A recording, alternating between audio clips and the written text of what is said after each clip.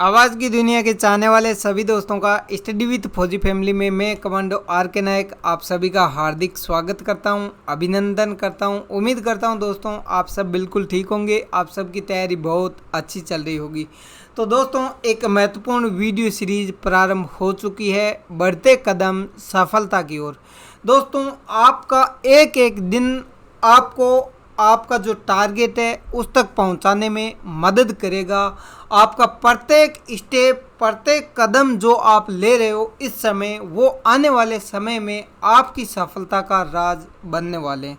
तो अब दोस्तों यहाँ पर सबसे पहले ये जो वीडियो सीरीज प्रारंभ की है उसका जो महत्वपूर्ण उद्देश्य रखा गया है दोस्तों वो यही है कि आपको किसी न किसी प्रकार आप जिस भी एग्ज़ाम की तैयारी कर रहे हो उसमें सफलता प्राप्त करना ही आपका महत्वपूर्ण कदम होना चाहिए। तो उसके लिए दोस्तों ये जो वीडियो सीरीज प्रारंभ की है इसमें हम सबसे पहले पॉलिटी को कवर करेंगे। आने वाले लगभग एक महीने के अंदर दोस्तों इंडियन पॉलिटी से संबंधित जितने भी महत्वपूर्ण क्वेश्चन पूछे जाते हैं एग्जाम में आपका गलत नहीं होगा। साथ ही दोस्तों हम करंट अफेयर से संबंधित जो जो मुद्दे चल रहे हैं उनको भी दोस्तों साथ में शामिल करते हुए चलेंगे, ताकि दोस्तों इंडियन पॉलिटी से संबंधित कोई भी क्वेश्चन गलत न हो।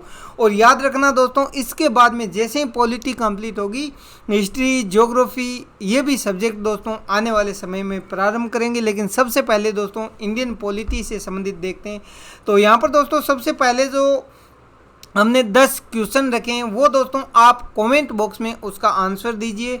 और अगर दोस्तों इससे संबंधित क्वेश्चन आपको नहीं आ रहा है तो दोस्तों कोई दिक्कत नहीं है, आप यहाँ पर अगर इस क्वेश्चन को समझ लेंगे तो एग्ज़ाम में दोस्तों आप गलत नहीं करेंगे। तो यहाँ पर दोस्तों सबसे पहले जो क्वेश्चन रखे हैं हमने वो देख लेते हैं, और इन क्वेश्चन का जो आंसर है वो दोस्तों विस्तार से आपको वीडियो के एंड में मिलेगा। तो यहाँ पर दोस्तों सबसे पहले हम देख लेते हैं क्वेश्चन नंबर 1 क्या है, भारतीय संविधान में कितने भाग है। अब दोस्तों यहाँ पर राइट आंसर आपको बताना है कि भाग कितने हैं भारतीय संविधान में वर्तमान समय में। और उसके बाद में दोस्तों यहाँ पर आप देखेंगे दूसरा जो क्वेश्चन है वो रखा है यहाँ पर, भाग 4 क का संबंध किससे है। अब दोस्तों जो भाग 4 क है उसका संबंध किससे है। और उसके बाद में दोस्तों अगला जो क्वेश्चन है वो है भाग 9 क का संबंध किससे है। ये भी दोस्तों आपको पढ़ने को मिलेगा और विस्तार से देखेंगे दोस्तों, ताकि इससे संबंधित जो भी क्वेश्चन एग्जाम में पूछे जाते हैं आपके क्वेश्चन गलत नहीं होंगे। और चौथा जो क्वेश्चन है वो है दोस्तों भाग, यहाँ पर हम देखेंगे 14 क का संबंध किससे है। उसके बाद में दोस्तों 5वां क्वेश्चन है जिसमें भाग 1 में कितने अनुच्छेद है वो दोस्तों हम देखेंगे। और इन क्वेश्चन का जो आंसर है वो दोस्तों आपको मिलेगा वीडियो के एंड में। तब तक दोस्तों वीडियो में बने रहिए, इसमें कुछ महत्वपूर्ण क्वेश्चन और भी आने वाले हैं। जिसमें दोस्तों अगला क्वेश्चन है यहाँ पर, नागरिकता का प्रावधान अनुच्छेद कितने से कितने तक है। अब दोस्तों आपको बताना है कि नागरिकता का जो प्रावधान है वो कौन कौन से अनुच्छेद के अंदर इसका प्रावधान किया गया है। उसके बाद में दोस्तों आपको यहाँ पर बताना है 7वां क्वेश्चन, संपत्ति का अधिकार वर्तमान समय में किस भाग में है। ये भी क्वेश्चन देखेंगे। उसके बाद में दोस्तों राज्य के नीति निर्देशक तत्वों का प्रावधान किस भाग में है। उसके बाद में 9वां क्वेश्चन है, संविधान का सबसे बड़ा और महत्वपूर्ण भाग कौन सा है वो देखेंगे दोस्तों। महान्यायवादी का उल्लेख किस अनुच्छेद में मिलता है। ये जो 10 क्वेश्चन दोस्तों हमने रखे हैं, इन क्वेश्चन के बारे में विस्तार से हम जानकारी लेंगे। और वो दोस्तों ये जितने भी 10 क्वेश्चन है इनका हम वीडियो के एंड में आपको आंसर बताएंगे। तब तक दोस्तों आप कोशिश कीजिए कमेंट बॉक्स में इसी वक्त उत्तर देने की, क्योंकि दोस्तों आप कमेंट बॉक्स में जब आंसर देते हैं तो उससे आपका रिवीजन होता रहता है, प्रैक्टिस होती रहती है। और वही क्वेश्चन जब एग्ज़ाम सेंटर में आपके सामने रहेंगे तो दोस्तों गलत नहीं होंगे। तो चलिए दोस्तों अगला क्वेश्चन जो आज का पहला क्वेश्चन है वो यहाँ पर हम देख लेते हैं। पहला क्वेश्चन है वो यहाँ पर है, निम्नलिखित में से कौन सीबीआई निदेशक की नियुक्ति करने के लिए जो समिति बनी हुई होती है दोस्तों, उस समिति के सदस्य कौन कौन होते हैं। तो यहाँ पर दोस्तों सबसे पहले है प्रधानमंत्री, सेकंड में राज्यसभा में विपक्ष का नेता और केंद्रीय गृह मंत्री, और चौथा जो ऑप्शन है दोस्तों भारत के मुख्य न्यायाधीश। उसके बाद में दोस्तों आपको बताना है नीचे दिए गए कोड का प्रयोग करते हुए सही उत्तर चुनिए। अब दोस्तों आपको सही उत्तर बताना है केवल एक, केवल 2 और 3, केवल 1 और 2, केवल 1 और 4। अब दोस्तों आपको राइट आंसर बताना है कि इनमें से कौन सा आंसर राइट होगा।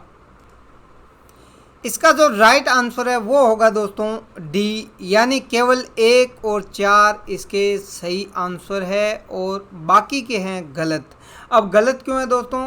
केंद्र सरकार दोस्तों अगर इसमें देखा जाए तो सीबीआई जो कि केंद्रीय अन्वेषण ब्यूरो है, इसका जो निदेशक है, सीबीआई का जो निदेशक है उसकी नियुक्ति करने के लिए जो समिति होती है उसमें दोस्तों 3 सदस्य होते हैं। और इनमें दोस्तों 3 सदस्य कौन कौन से होते हैं? एक तो प्रधानमंत्री, 1 नंबर, ये वाला पॉइंट बिल्कुल सही है, प्रधानमंत्री होते हैं।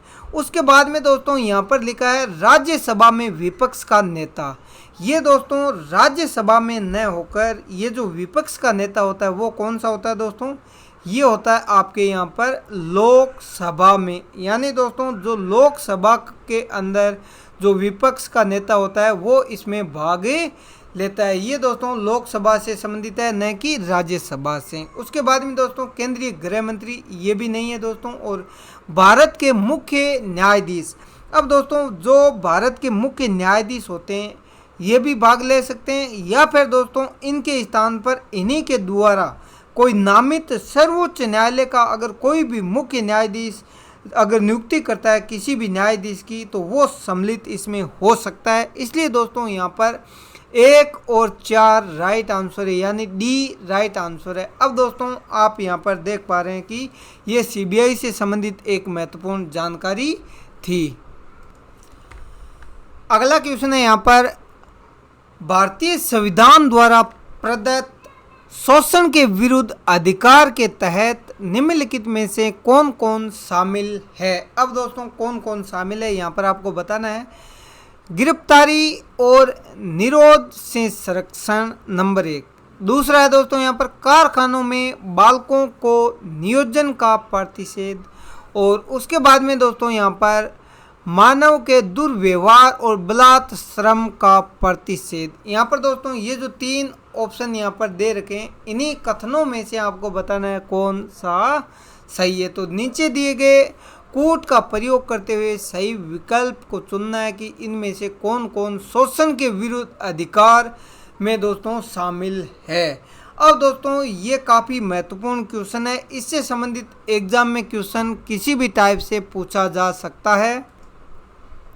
तो सबसे पहले दोस्तों एक महत्वपूर्ण जानकारी हम ले लेते हैं कि ये जो शोषण के विरुद्ध अधिकार है ये दोस्तों हमारे फंडामेंटल राइट के तहत आते हैं। और इसमें दोस्तों भारतीय जो संविधान है उसके अंदर अनुच्छेद 1 तो है दोस्तों आपका 23 नंबर और एक है दोस्तों यहाँ पर 24 नंबर यानी 24। ये दोस्तों 23 और 24 नंबर जो अनुच्छेद है वो शोषण के विरुद्ध अधिकारों को सम्मिलित इसमें किया गया है, यानी इनमें प्रावधान इससे संबंधित है। अब दोस्तों ये जो 23 नंबर है इसमें क्या किया गया है दोस्तों उसको हम देख लेते हैं सबसे पहले विस्तार से।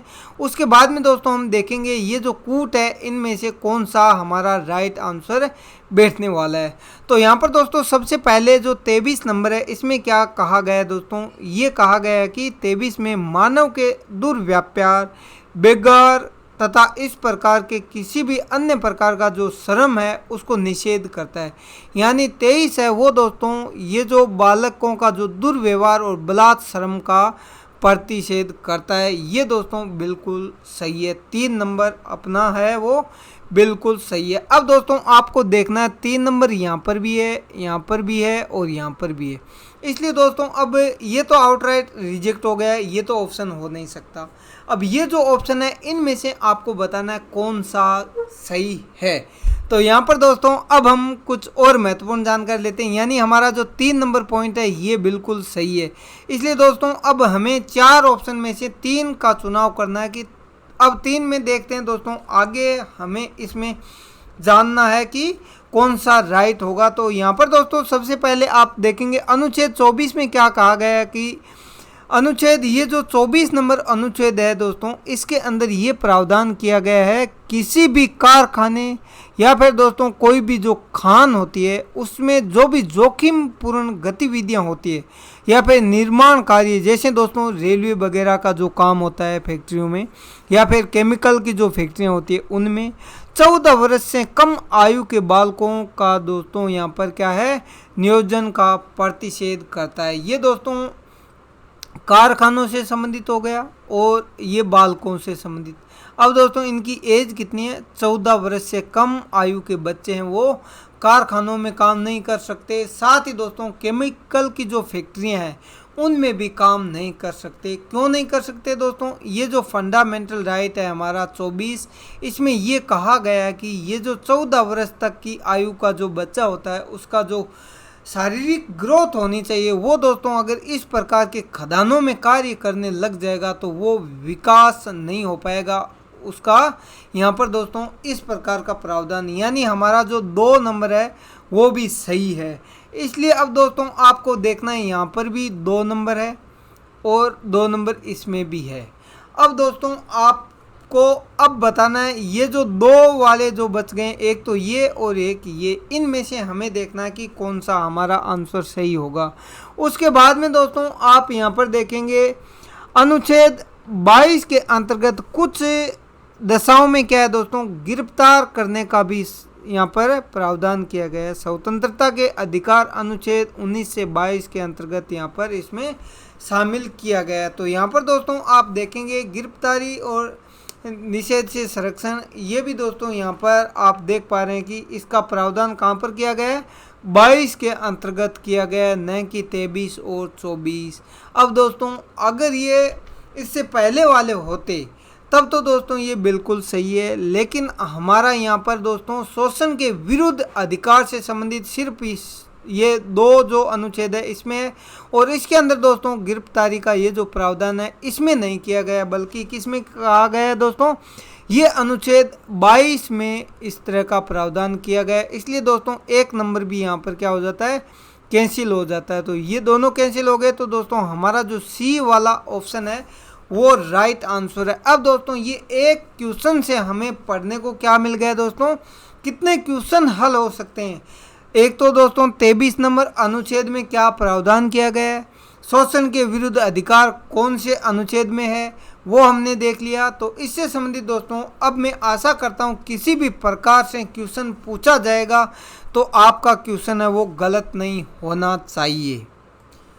तो अगला क्वेश्चन है दोस्तों, यहाँ पर आप देख पा रहे हैं भारतीय परिषद अधिनियम 1861 के बारे में दोस्तों यहाँ पर एक महत्वपूर्ण क्वेश्चन बनाया गया है जो इस प्रकार है कि भारतीय परिषद अधिनियम 1861 की निम्नलिखित विशेषताओं में से कौन सी एक भारत की वर्तमान राजनीतिक व्यवस्था में प्रचलित है। अब दोस्तों आपको बताना है इनमें से कौन सी वर्तमान में प्रचलित है। अब दोस्तों ये अधिनियम कब आया था, 1861 के अंदर आया था भारतीय परिषद अधिनियम। भारत आज़ाद होने से पहले आया था जब ब्रिटिश यहाँ पर रूल कर रहे थे उस समय। लेकिन दोस्तों उनमें से अब यहाँ पर हमें बताना है कौन सी ऐसी व्यवस्था है जो राजनीति में वर्तमान समय में भी प्रचलित है या फिर दोस्तों वर्तमान समय में भी ये कार्यरत है, जारी है। तो यहाँ पर दोस्तों सबसे पहले है अध्यादेश जारी करने की शक्ति, पोर्टफोलियो प्रणाली, संसद की द्विसदनीय व्यवस्था। अब तीनों में से आपको बताना है दोस्तों नीचे दिए गए कोड का सही प्रयोग करना है कि इन तीनों में से कौन सा सही है, केवल एक या फिर 1 और 2 दोनों, या फिर दोस्तों 2 और 3 और 1 2 3, इनमें से दोस्तों कौन सा राइट आंसर है वो आपको बताना है। अब दोस्तों यहाँ पर इसका राइट आंसर हम देख लेते हैं कि कौन सा आंसर हमारा इसमें सही होगा। तो ये दोस्तों यहाँ पर आंसर सही होगा हमारा केवल 1 और 2, यानी बी वाला जो आंसर है वो हमारा राइट होगा। 1 नंबर अध्यादेश जारी करने की शक्ति, 2 नंबर पोर्टफोलियो प्रणाली। अब दोस्तों तीसरा जो ऑप्शन बचा है इस पर क्वेश्चन मार्क इसलिए लगाया मैंने कि हमें बताना है कि संसद की द्विसदनीय व्यवस्था भारतीय परिषद अधिनियम 1861 में नहीं, बल्कि ये कब किया दोस्तों, ये आपको यहाँ पर देखने को मिलेगा। साथ ही दोस्तों सबसे पहले हम देख लेते हैं कि ये जो 1861 का अधिनियम था, इसमें अध्यादेश जारी करने की शक्ति तो दोस्तों वायसराय को दे दी गई थी उस समय। और उस समय दोस्तों अध्यादेश जारी करने की शक्ति वायसराय को थी और इसकी जो अवधि थी वो दोस्तों 6 माह की थी। यानी 6 माह की दोस्तों ये अवधि हुआ करती थी। 6 महीने के लिए अध्यादेश जारी कर सकता था कौन है, वायसराय। तो ये दोस्तों इसका मतलब अध्यादेश जारी करने की शक्ति 1 नंबर तो हमारा सही है। उसके बाद में हमें देखना है पोर्टफोलियो प्रणाली। तो सबसे पहले दोस्तों ये जो 1861 द्वारा दोस्तों क्या है, 1859 में लॉर्ड कैनिंग के द्वारा क्या किया गया था दोस्तों, पोर्टफोलियो प्रणाली को मान्यता प्रदान कर दी थी। इसलिए दोस्तों पोर्टफोलियो प्रणाली से संबंधित भी ये बिल्कुल सही है 1861 वाला। और उसके बाद में दोस्तों एक जो बच गया क्या है, संसद की द्विसदनीय व्यवस्था। अब दोस्तों ये है 3 नंबर जो 1861 में नहीं बल्कि 1919। अब दोस्तों 1919 आपने अगर हिस्ट्री के वीडियो हमारे देखें तब भी आप इसका राइट आंसर बता सकते हैं। और इंडियन पॉलिटी से संबंधित दोस्तों जो वीडियो हमने अब तक डाल रखे हैं उनमें भी दोस्तों इससे संबंधित आप जानकारी हासिल कर सकते हैं। तो यहाँ पर दोस्तों हमें पता चल गया कि संसद की जो द्विसदनीय व्यवस्था है वो 1919 का जो आया था भारत शासन अधिनियम या फिर दोस्तों भारत सरकार अधिनियम, इसके द्वारा दोस्तों यहाँ पर द्विसदनीय व्यवस्था यहाँ पर स्थापित की गई थी, न कि 1861 में। इसलिए दोस्तों ये हमारा राइट आंसर हो गया। अब दोस्तों चलते हैं अगले क्वेश्चन पे। आपने दोस्तों ये क्वेश्चन अच्छे से समझ लिया होगा। अगला क्वेश्चन है दोस्तों यहाँ पर संविधान के अनुच्छेद 32। अब दोस्तों अनुच्छेद 32 काफ़ी महत्वपूर्ण है और इससे संबंधित क्वेश्चन एग्जाम में पूछे जाते रहे हैं। तो यहाँ पर दोस्तों संविधान के अनुच्छेद 32 के तहत प्रदत्त संवैधानिक उपचारों के अधिकार के संदर्भ में निम्नलिखित कथनों में से कौन सा कथन सही है। आपको सही कथन यहाँ पर बताना है दोस्तों। यहाँ पर है, इस अधिकार का प्रयोग किसी कार्यकारी आदेश या कानून द्वारा प्रत्यक्ष किसी मूल अधिकार के उल्लंघन की स्थिति में उस आदेश या कानून की संवैधानिकता का निर्धारण करने के लिए किया जाता है। नंबर 1 कथन। 2 नंबर कथन है दोस्तों यहाँ पर सर्वोच्च न्यायालय को मूल अधिकारों में परिवर्तन करने से संबंधित मूल अधिकारिता प्राप्त है। यानी मूल अधिकार में सर्वोच्च न्यायालय परिवर्तन कर सकता है। और तीसरा है वो है दोस्तों यहाँ पर ये संविधान के मूलभूत विशेषता है कि यहाँ पर दोस्तों इसे संविधान संशोधन द्वारा भी समाप्त नहीं किया जा सकता। अब दोस्तों इन तीनों में से आपको बताना है कौन सा कथन है वो मूल अधिकार और इससे संबंधित दोस्तों ये जो हमारा अनुच्छेद 32 है उसका प्रावधान यहाँ पर करता है। तो यहाँ पर दोस्तों नीचे दिए गए कूट में से आपको बताना है सही कौन सा है। तो केवल 1 और 2, केवल 3, केवल 1 और 3 और उसके बाद में दोस्तों 1, 2 और 3 कौन सा इसमें से राइट आंसर है वो आपको बताना है। तो चलिए दोस्तों देख लेते हैं इसका राइट आंसर क्या होगा। तो इसका जो राइट आंसर है वो होगा दोस्तों सी, ये वाला राइट आंसर है। यानी 1 और 3 ये राइट है दोस्तों और बाकी जो 2 नंबर है वो गलत है। अब दोस्तों 2 नंबर क्यों गलत है वो यहाँ पर देख लेते हैं। सबसे पहले दोस्तों यहाँ पर सबसे पहले तो हम देखेंगे कि 1 सही क्यों है, क्योंकि दोस्तों अनुच्छेद 32 में जो मूल अधिकारों की संरक्षण या फिर दोस्तों सुरक्षा से संबंधित क्या है प्रावधान किया गया है। और इसमें दोस्तों जो हमारे मूल अधिकारों को कहीं भी अगर इस प्रकार का प्रतिबंध लगाया जाता है तो दोस्तों उनको पुनः प्राप्त करने के लिए या फिर दोस्तों सर्वोच्च न्यायालय अनुच्छेद 32 के अंतर्गत हमें वो इससे संबंधित दोस्तों प्रावधान किया गया है। उसके बाद में दोस्तों आप देखेंगे यहाँ पर ये जो 2 है ये सही नहीं है। क्यों नहीं है सही है दोस्तों, ये सर्वोच्च न्यायालय ने दोस्तों यहाँ पर इस तरह का कोई अधिकार नहीं है कि वो इस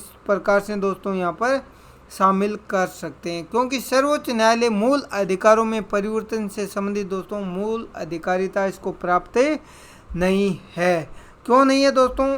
ये इसलिए नहीं है दोस्तों, इसका जो सर्वोच्च न्यायालय इस पर किसी भी प्रकार का परिवर्तन करेगा वो अनुच्छेद 32 के तहत नहीं, बल्कि इसमें अनुच्छेद 226 का प्रावधान किया गया है। यानी दोस्तों 226 नंबर जो अनुच्छेद है उसमें इस प्रकार का प्रावधान किया गया है, न कि 32 में। इसलिए दोस्तों ये वाला गलत हो जाता है। तो ये दोस्तों राइट आंसर इसका हो गया। अनुच्छेद 32 और अनुच्छेद 226 से संबंधित दोस्तों अगर एग्जाम में क्वेश्चन पूछे जाते हैं तो आपका क्वेश्चन गलत नहीं होना चाहिए। अब दोस्तों यहाँ पर अगला क्वेश्चन है संविधान की प्रस्तावना। अब दोस्तों प्रस्तावना से संबंधित यहाँ पर क्वेश्चन है कि इसके संदर्भ में निम्नलिखित कथनों पर विचार कीजिए। अब दोस्तों विचार करके आपको बताना है ये संविधान का भाग नहीं है, नंबर 1 कथन। नंबर 2 में इसमें संशोधन नहीं किया जा सकता। क्या प्रस्तावना संविधान का भाग है? क्या इसमें संशोधन किया जा सकता है? इन दोनों कथनों में से आपको बताना है दोस्तों कि इनमें से कौन सा कथन सही है। या 1 नंबर सही है, 2 नंबर, या फिर दोस्तों दोनों सही है, या फिर इनमें से कोई नहीं। अब दोस्तों आपको यहाँ पर प्रस्तावना से संबंधित आंसर बताना है। तो यहाँ पर दोस्तों प्रस्तावना से संबंधित एग्जाम में क्वेश्चन इससे पहले भी पूछे गए हैं, आने वाले समय में भी दोस्तों पूछे जाने की संभावना है। तो यहाँ पर दोस्तों सबसे पहले हम देखेंगे प्रस्तावना से संबंधित प्रावधान। तो ये दोस्तों बहुत ही महत्वपूर्ण एक केस है दोस्तों, केशवानंद भारती वाद। तो ये दोस्तों इसमें देखेंगे, लेकिन सबसे पहले दोस्तों हम देखते हैं यहाँ पर 1 नंबर है वो सही क्यों नहीं है। यहाँ पर लिखा है दोस्तों ये संविधान का भाग नहीं है। अब दोस्तों प्रस्तावना संविधान का भाग नहीं है। एक बार सर्वोच्च न्यायालय ने 1960 के अंदर एक फैसला दिया था, 1960 में। अब 1960 में कौन सा फैसला था दोस्तों? वो था बेरुबारी संघवाद, जिसमें सर्वोच्च न्यायालय ने क्या कहा था दोस्तों कि प्रस्तावना संविधान का भाग नहीं है। ये अपना महत्वपूर्ण निर्णय दिया था। किसने दोस्तों? सुप्रीम कोर्ट ने ये निर्णय दे दिया, प्रस्तावना भाग नहीं है। तो इसलिए दोस्तों अब क्या होता है कुछ समय बाद में 1973 में, अब दोस्तों 1973 के अंदर क्या होता है, एक महत्वपूर्ण मामला और आता है सुप्रीम कोर्ट में, जिसको हम जानते हैं केशवानंद भारती वाद के नाम से जानते हैं। तो इसमें क्या करता है दोस्तों, सुप्रीम कोर्ट है वो क्या कर देता है, अपना जो पहले का फैसला दिया हुआ था 1960 का, उसको यहाँ पर बदल देता है। यानी उस निर्णय को यहाँ पर बदलते हुए क्या कहता है कि प्रस्तावना है वो संविधान का भाग है।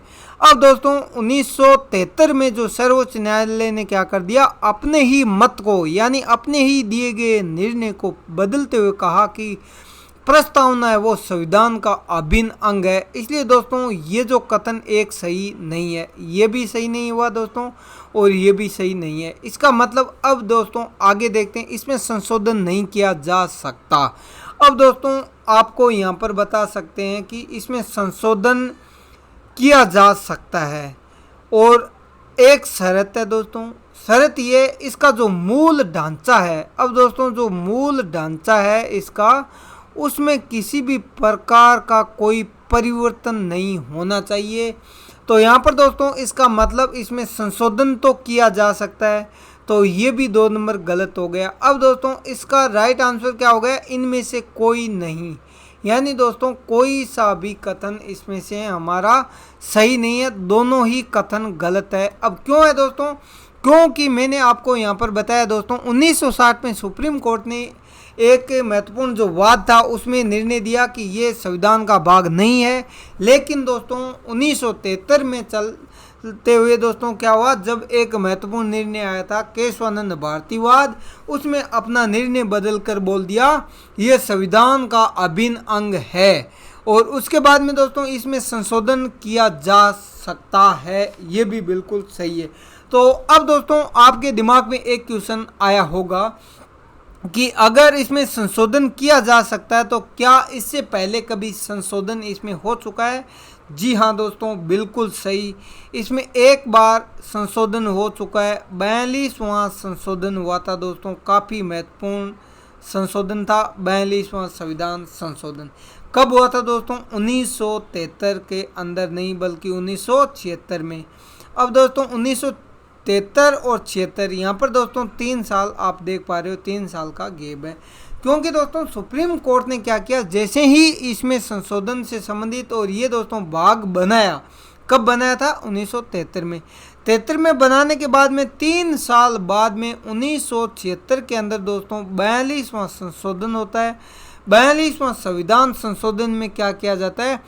प्रस्तावना के अंदर परिवर्तन किया जाता है, लेकिन दोस्तों उसके मूल ढांचे में किसी भी प्रकार की कोई छेड़खानी नहीं की गई। यहाँ पर दोस्तों 3 शब्द जोड़े गए। अब 3 शब्द कौन कौन से जोड़े गए दोस्तों? एक तो जोड़ा गया यहाँ पर समाजवाद, यानी दोस्तों समाजवादी शब्द को यहाँ पर जोड़ दिया गया, नंबर 1। और नंबर 2 पे क्या जोड़ा था दोस्तों? ये जोड़ा था आपके यहाँ पर पंथ निरपेक्षता शब्द जो है दोस्तों, यानी पंथ निरपेक्ष जो शब्द है उसको यहाँ पर जोड़ लिया जाता है। उसके बाद में दोस्तों एक शब्द और जोड़ा था, वो था आपके यहाँ पर अखंडता। ये दोस्तों 3 जो शब्द है वो जोड़े गए थे यहाँ पर इस 42वें संविधान संशोधन के द्वारा। इसका मतलब दोस्तों हमने समझ लिया कि इसमें संशोधन किया जा सकता है प्रस्तावना में भी। तो ये दोस्तों इससे संबंधित महत्वपूर्ण जानकारी थी। अब दोस्तों चलते हैं उन महत्वपूर्ण क्वेश्चन के बारे में जो हमने देखे थे दोस्तों कब, जब इस वीडियो को प्रारंभ किया था। तो यहाँ पर दोस्तों सबसे जो पहला क्वेश्चन है वो है संविधान में कितने भाग है, यानी दोस्तों आपको बताना है भारत का जो संविधान है उसमें कितने भाग है। तो दोस्तों इसमें भाग कितने हैं? टोटल भाग है 22। अब दोस्तों 22 भाग आपको पता चल गया होगा कि भारतीय संविधान में भाग कितने हैं? 22 भाग है दोस्तों। और जब संविधान लागू हुआ था उस समय भी दोस्तों इसमें कितने भाग थे? 22 ही भाग थे।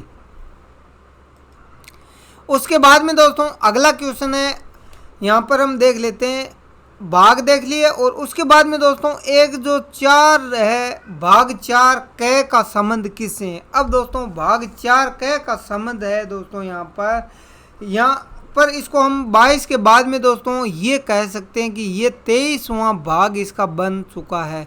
अब 23वां भाग कैसे बना है दोस्तों?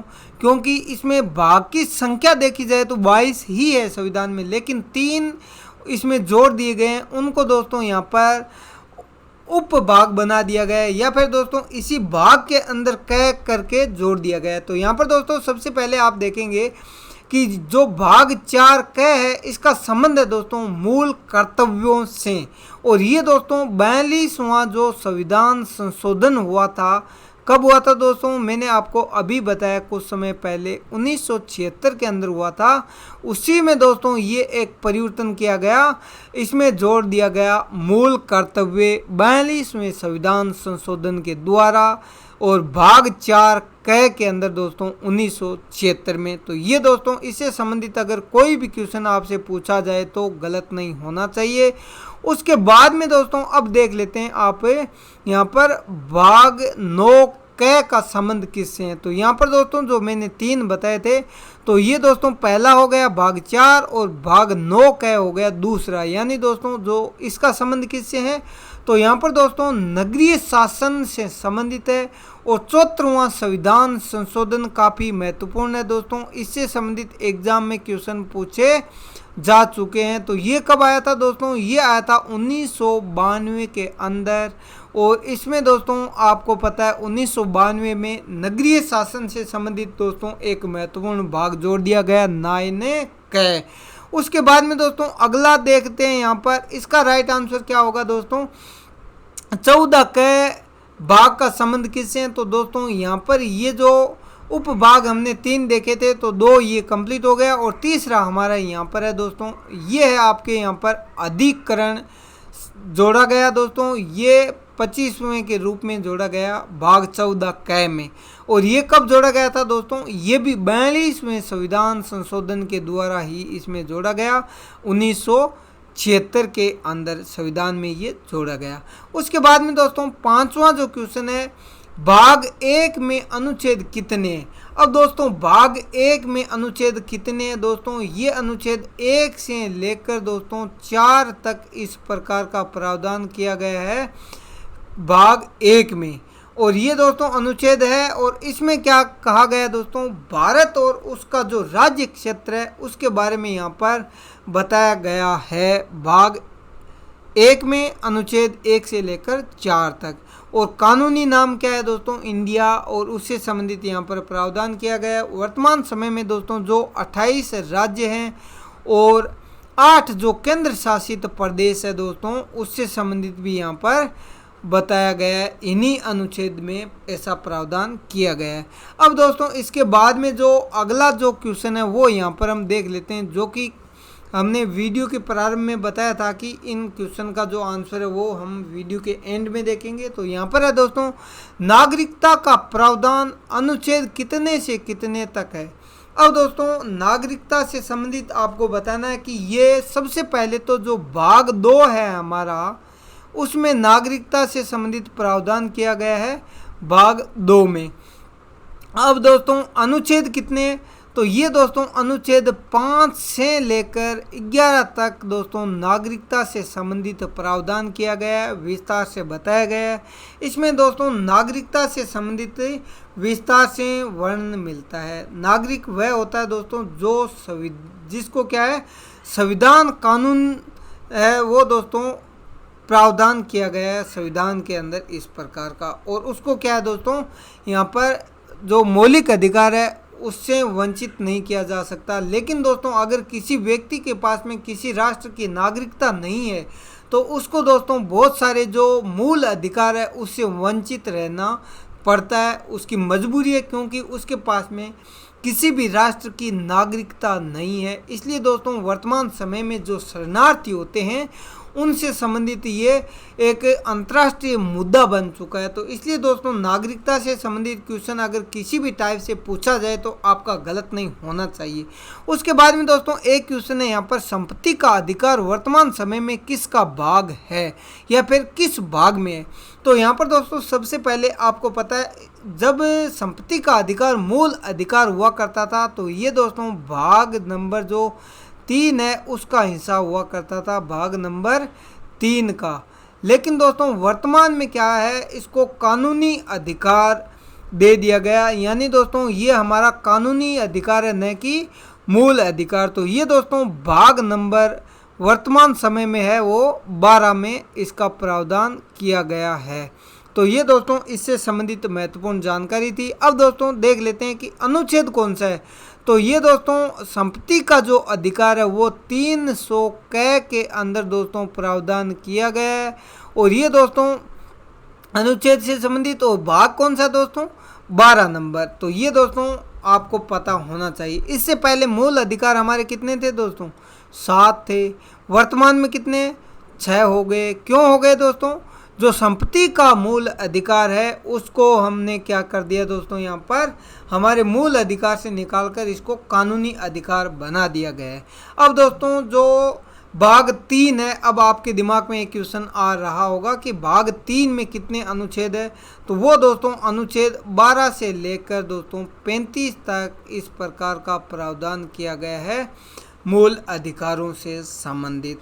उसके बाद में दोस्तों आप यहाँ पर देखेंगे ये जो संपत्ति का अधिकार है दोस्तों, या फिर जो संपत्ति का अधिकार मूल अधिकार से कब निकाला गया दोस्तों, ये 44वें संविधान संशोधन के द्वारा 1978 में दोस्तों इसको यहाँ पर हटा दिया जाता है। तो ये दोस्तों महत्वपूर्ण जानकारी थी।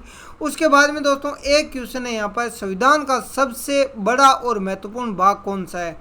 तो ये है दोस्तों आपका भाग नंबर 5, संविधान का सबसे बड़ा नंबर 1 चीज़ और सबसे महत्वपूर्ण पार्ट है दोस्तों। इसमें अनुच्छेद कितने हैं दोस्तों, ये अगर आपको पता करना है तो यहाँ पर मैं बता देता हूँ, अनुच्छेद 52 से दोस्तों 151 तक इसमें प्रावधान किया गया अनुच्छेदों से संबंधित।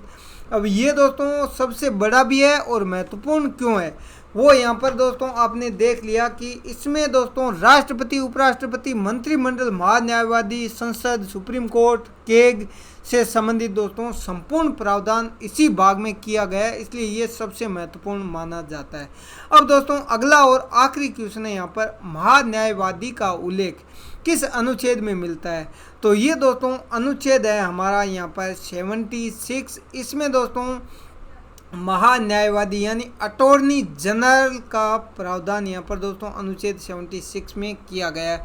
तो आशा करता हूँ दोस्तों ये जो क्वेश्चन है इससे आपको काफ़ी फ़ायदा हुआ होगा। अगर दोस्तों इस टाइप के क्वेश्चन एग्ज़ाम में पूछे जाते हैं तो आपका कोई भी क्वेश्चन गलत नहीं होना चाहिए।